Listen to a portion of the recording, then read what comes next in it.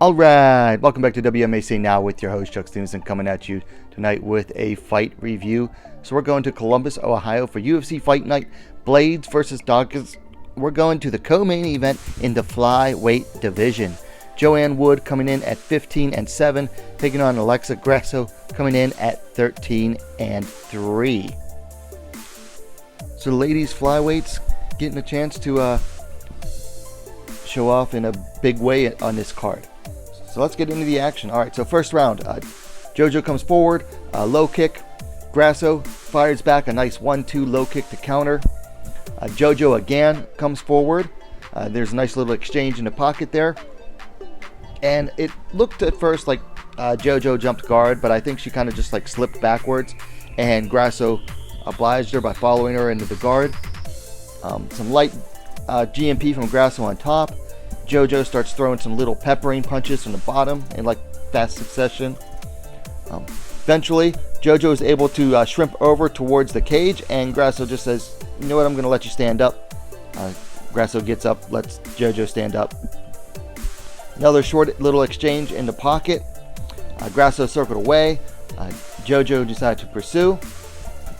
And one thing I noticed in several of the exchanges there is that when Joanne would lead with her punches, she scored a little better. But if she led with her kicks, particularly she'd throw like naked low kicks, it left her very open to counters from Grasso.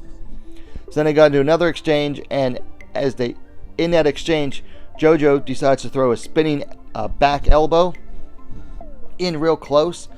Grasso blocks it and very nicely grabs around JoJo's body with one arm, grabs wrist control with the other hand, turns him, spins him around, brings Joanne down near the cage. And Joanne is like right in front of Grasso at that point, and Grasso kind of like has her back, but decides to like basically, instead of jumping right onto JoJo's back, Grasso kind of pulls her into her lap and achieves back control that way, which is very nicely done and very low risk. Grasso starts working the rear naked choke at this point. Doesn't quite have it in, so she quickly finishes switches the way she has her arm. So she goes from choking with one arm to quickly switches to the other arm, and it's tight, and JoJo is forced to tap. The official time is 3 minutes 57 seconds of the first round. For your winner by submission due to rear naked choke, Alexa Grasso. So this was Grasso's first finish in the UFC. And also I looked it up because I'm like, man, she hasn't finished anyone in a long time. This was her first finish since 2014. She finished Alita Gray via TKO back in Invicta. So big win here for Alexa Grasso as she fully moves into the top 10 now. One thing I noticed about Joanne Wood, JoJo, she was unusually aggressive early. You know, usually she's a slow starter. But I think she must have decided to come in and she did not want to let Grasso dictate the pace early. So she came out and was the one moving forward, looking to implement her game plan early and looking to drive the momentum, be the one to set the pace in this fight. So very unusual for her. And it was actually a nice change of pace from what we usually see from JoJo. One note I have down here is that spinning stuff, it's always high risk. And it is. It's, spinning attacks are something that if they pay off, they look spectacular. But when they don't pay off, they leave you vulnerable. And it left Joanne vulnerable here, and she paid the price for it. So it is always high risk, high reward. But if you don't get that reward, it can be very risky. And then for my final note, I have that Grasso closes in on a title shot. She is now ranked number 5. The rankings came out the day of this recording on Tuesday. And so she is now closing in on a title shot. She's firmly in the top 5 now. Did not expect to move that fast or that high up, but it's a nice change of pace. This makes, I believe, 4 in a row for her at flyweight. 3 or 4 in a row wins for her at flyweight, her second ranked win. So she's getting up there now, and unfortunately for Joanne Wood, she's now on her way out. Let's talk things to work on for Grasso. One thing I noticed is that she threw a naked high kick. She was very close when she threw it, like to Joanne Wood, because Joanne was kind of like coming forward a little bit. It was too close, and it was absolutely naked. Like there was no setup to it. Gotta set up the kicks like that, especially if you're going high. If you don't have a good setup, your opponent's going to see it coming, and Wood did catch it and drive Grasso back. So you got to set up those kicks. For Wood,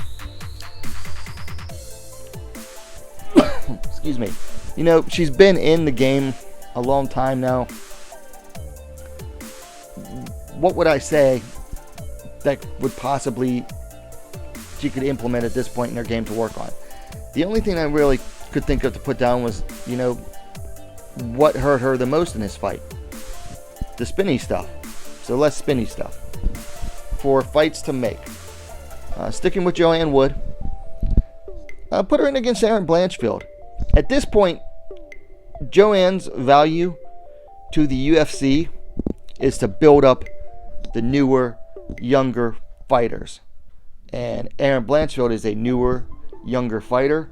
I believe, let me pull up the rankings here real quick, that Joanne is now reduced to number 10.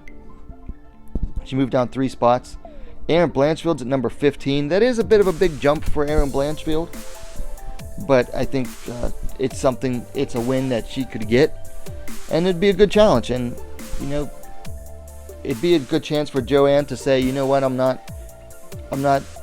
that over the hill yet. I've still got some pep in me if she can beat a young up-and-comer in Blanchfield. And for Blanchfield, it's a good chance for herself to really make a statement against a well-known name. A name that's on a downslide, but still a fighter who has been a known commodity in the division for quite a while now. For Grasso, another fighter that won that night was Manon Fiorot, and I've seen a lot of people calling for Grasso versus Fiorot. I think the UFC isn't going to want to make that fight just yet. I think they've got title aspirations for both of them.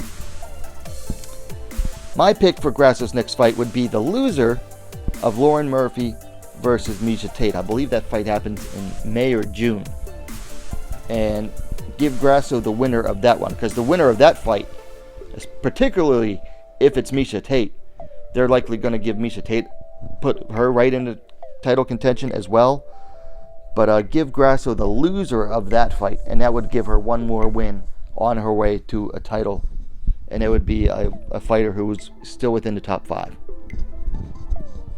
Anyway, those are my thoughts on this bout. The UFC Columbus co-main event. Alexa Grasso finishing Joanne Wood via rear naked choke submission in the first round, getting her first UFC finish. Let me know your thoughts on the bout in the comments down below. If you liked the video, please give it a like. And while you're at it, don't forget to subscribe to WMMAC Now, the best, most complete women's mixed martial arts dedicated platform on YouTube. Thanks for watching. We'll see you next time.